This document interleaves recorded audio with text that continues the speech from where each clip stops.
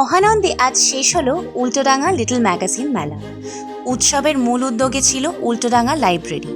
৫৫টি স্টলে সেজে উঠেছিল এই বই উৎসব।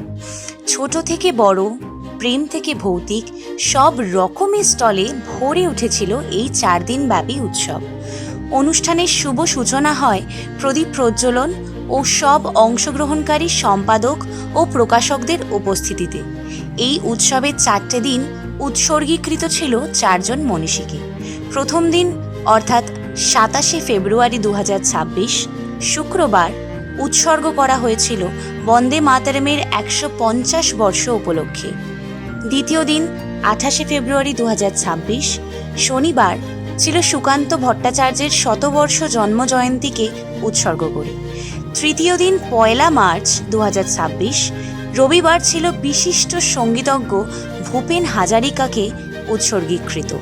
আজ শেষ দিন ২রা মার্চ ২০২৬ সোমবার দোল উৎসবকে কেন্দ্র করে বসন্ত উৎসব নামাঙ্কনে উৎসর্গিত।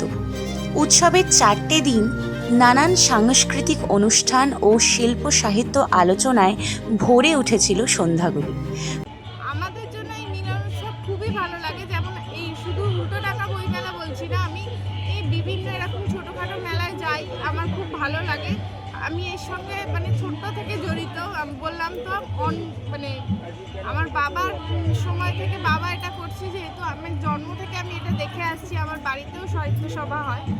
এবার এই জিনিসটার সঙ্গে আমি ছোট থেকে জড়িত। মেলায় নানা উৎসব ও আনন্দের মাঝে প্রকাশক ও সম্পাদকরা আংশিক ক্ষুব্ধ প্রচার নিয়ে। কি বলবো, এদের প্রচেষ্টার কোনো ত্রুটি নেই।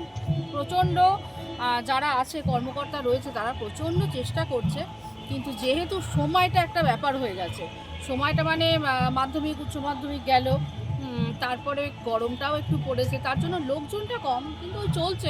লিটল ম্যাগাজিন তো এইভাবেই চলে। এখানে ভারী সুন্দর করে চতুর্দিক সাজানো হয়েছে এবং টেবিলে বইপত্র দেখে মনটা ভরে যাচ্ছে। কিন্তু একটা জিনিস দেখতে পাচ্ছি যে এখানে বই কেনার ক্রেতা একদম নেই। কেন বুঝতে পারছি না, হয়তো কোনো প্রচার সেরকমভাবে হয়নি বা অন্য কোনো সমস্যা আছে। কিন্তু আমি গতকালও ছিলাম, আজকেও দেখছি বই সাজানো রয়েছে কিন্তু ক্রেতা নেই। প্রকাশক, সম্পাদক ও বই প্রেমীদের একচ্ছত্র আনাগোনায় কেটে গেল ৪টি বর্ণাঢ্য সন্ধ্যা। সম্পাদনায় দ্বীপের সাথে সোলাঙ্কি রায়চৌধুরীর রিপোর্ট, উল্টোডাঙা খবর কলকাতা।